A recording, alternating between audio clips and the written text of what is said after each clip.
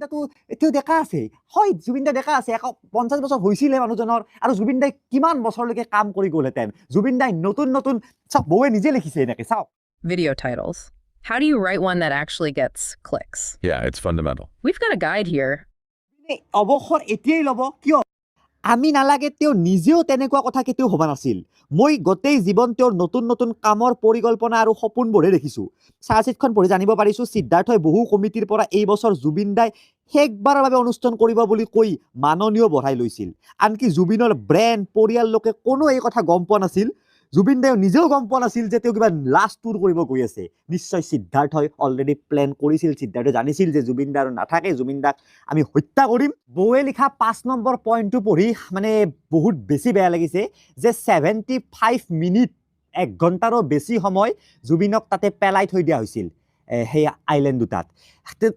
তেওঁ লিখিছে যে যিজন মানুহে জুবিন দাৰ কথা হয় যিজন মানুহে বাটে ঘাটে আঘাত পাই থকা মানুহেও নহয় জীৱ জন্তু চৰাই চিৰিকটিকো চিকিৎসাৰ বাবে তুলি নি সুস্থ কৰি তোলে লাগিলে নিজৰ প্ৰফেচনেল লছ বা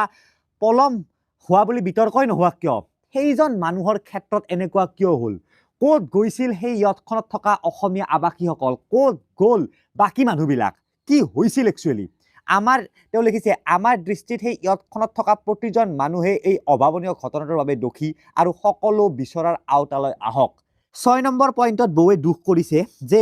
যেতিয়া জুবিনৰ মুখৰ পৰা বমি ওলাইছিল নাকে মুখে খোৱা বস্তু ফেন ওলাইছিল এই সকলোবোৰ গেষ্টিকৰে লক্ষণ বুলি এৰি দিব কেনেকৈ পাৰিলে ভাগৰুৱা হৈ সাঁতুৰি থকা দেখিও সিদ্ধাৰ্থৰ হাত জোকাৰি যাব দে ইংগিত মানে কিবা নেগলেক্ট কৰা হৈছিল সেই মানুহজনক আনট্ৰেইন মানুহে চিপিআৰ দিছে তেওঁৰ ৰিবছ ভাঙিছে মূৰতো আঘাত আছিল তেওঁৰ কেনেকৈ ক'ত সেই আঘাত পাইছিল বৌৱে 6টা পইণ্ট এনে কোৱা নাই তেওঁ চাৰ্জচিট পঢ়ি ফেক্টৰ ওপৰত কৈছে যে কেনেকে জুবিন দাক তাতে ইয়তত গেষ্টিক বুলি যাব এৰি দিব কিবা দিয়ে আমি ভিডিঅ'টো দেখিছোঁ ন তো কিমান কিমান হাৰ্টত কি লৈ এজনী পত্নীয়ে নিজৰ স্বামীৰ হত্যাকাণ্ডৰ কথা এনেকে লিখিব লগা হৈছে তাকো সেই মানুহজন কোনো সাধাৰণ মানুহ নহয় আমাৰ কি ক'ম আৰু আমাৰ লেজেণ্ড আমাৰ সকলো আছিল তো এইবিলাক সৰু ঘটনা হৈ থকা নাই বৰ্তমান অসমত তো 2026ত যদি এইটো প্ৰতিটো প্ৰশ্নৰ উত্তৰ নাপায় অসমবাসীয়ে আমি মানে সেই আৰু আমাক পাত্তা মানে সেনেহেন হ'ব মানে আৰু বুজিছেনে তাৰ পাছত আৰু সেইকে লিখিছে যে 2000 চনৰ পৰাই মৃত্যুৰ তাণ্ডৱ চলা আমাৰ ঘৰখন সময়ৰ সোঁতত মাথো অলপ ঠান ঠিত লাগিছিলহে তাকো এই অসুৰবিলাকৰ সহ্য নহ'ল জুবিনদাৰ ঘৰৰ কথা কৈছে যে জুবিনদাৰ মাৰ মৃত্যু হ'ল তাৰপাছত জুবিনদাৰ